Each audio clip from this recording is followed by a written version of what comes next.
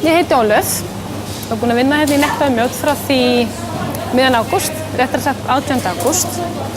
Og Elli kom til mín og baði mig að taka þátt í þessa heimildamynd. Af því honum fannst vantar svolítið jákvæðni inn í myndina. Sem ég hef aldrei verið talað annað en jákvæð manneskja, þar sló ég til. Það að vera vaxtverið í svona verslun, það eins og að tefla. Við erum með skákborðið fyrir framan okkur og við erum að stilla mönnunum öllum upp á rétta stað. Grænmeti, það vandmeðfarin vara. Það skiptir rosalega miklu máli hvernig þú meðhandlar grænmeti. Þú þarft að passa, panta ekki á mikið, ekki að panta á lítið. Og þetta náttúrulega smá svona, ef maður getur sagt, dans. Við byrjum klukkan 8 á morgnana að fylla á. Þá fyllum við á allt sem við getum fyllt á. Við erum að koma milli 8 og 9 á morgnana. Og þá er bara að gera duglega að fylla á búðina áður en að opna klukkan 10. Þá hefur við verið búin að fylla á allt. Ég myndi bara vilja gera það að flottast og besta grænmetistorg í heimi. Má maður það ekki? Jú. Já, og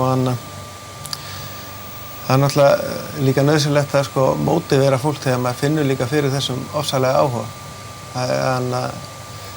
Þegar maður finnur áhuga hjá fólki, þá er þetta að gera tvennt, annars vegar maður getur bælta niður með því að leyfa fólki ekki að blómstra inn í búðinni, eða maður getur vökva plöntuna.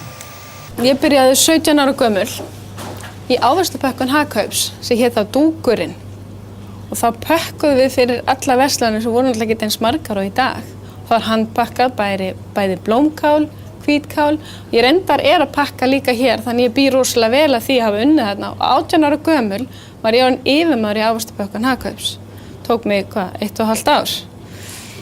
Þannig að hingað er ég komin og bara rosalega ánægð með það.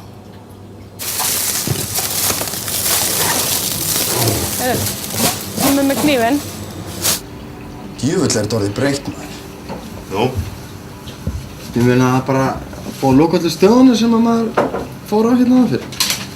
Já, ég er búinn að loka... En staðurinn hann á móti NASA, sem er þarna á hliðinni, rosalega flottur staður. Þorvaldsson? Já, heitir það? Já. Rosalega fínn staður og kemur hann inn. Allt fína liðið hann inn í maður. Já. Þú þangað?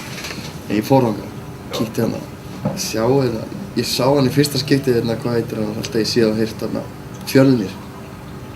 Stóð hann í röðinni maður, ég var þekkti dyrraður maður, fór fram fyrir alla aðra maður og hann þurfti að standa í röðinni maður, djöfullar jánaði mig sjálf á mig maður. Það var ekki svona gestarlegt fólk. Þess að hann komst inn náttúrulega, tvílíkt kvennstóð kringum hennar mann. Já, það borgaði nú. Hann búinn að horast frekar mikið.